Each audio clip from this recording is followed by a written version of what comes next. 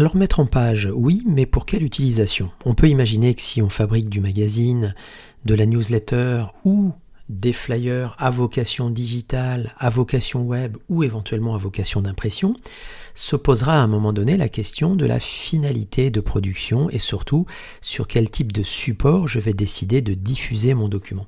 Alors c'est pourquoi lorsque vous êtes dans InDesign et que vous souhaitez démarrer un projet graphique, une des questions que vous allez vous poser en amont, c'est lorsque vous allez créer votre nouveau document, quel type de document allez-vous décider de produire? Un document pour l'impression, un document pour le web ou un document pour le mobile. Alors quand je parle de mobile, je parle évidemment d'iPad, d'iPhone, de téléphone Android, de tablette Android. Ça fonctionne évidemment pour tout. Et ici, vous voyez que apparaissent essentiellement trois catégories principales. La catégorie d'impression, la catégorie pour le web et la catégorie pour le mobile. Au-delà de ça, vous avez ici un certain nombre de réglages qui apparaissent sur la droite, on va bientôt en parler. Et vous avez ici la possibilité également de rajouter des paramètres complémentaires, puisque vous notez ici que quand je demande un document d'impression, par exemple, je n'ai pas forcément accès au A3, au A5, bref, à tous les autres formats qui pourraient être susceptibles de m'intéresser. C'est pourquoi ici, en cliquant sur ce petit bouton afficher les paramètres prédéfinis, je vais avoir une gamme complémentaire de choix, A3, A5, etc.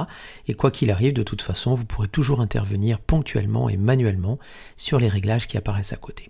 Alors ne soyez pas surpris de remarquer que certains réglages changeront en fonction que vous faites ici, du choix que vous faites ici, puisque par exemple je constate qu'en impression j'ai une unité de mesure pour mes marges qui apparaît en millimètres, alors que si je choisis le web, j'aurai plutôt des unités de mesure qui apparaissent en points.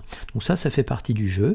Et pour terminer ce petit sujet sur la finalité de production d'un document, j'aimerais aussi vous rappeler que la qualité la plus importante, c'est l'impression. Donc si jamais à un moment donné vous vous posez la question de savoir si vous devez démarrer par quelque chose de qualitatif ou de moins qualitatif, sachez que la qualité d'impression, c'est elle qui offre le plus de qualité au départ, et il sera toujours possible pour vous de décliner votre document dans des versions un petit peu moins qualitatives.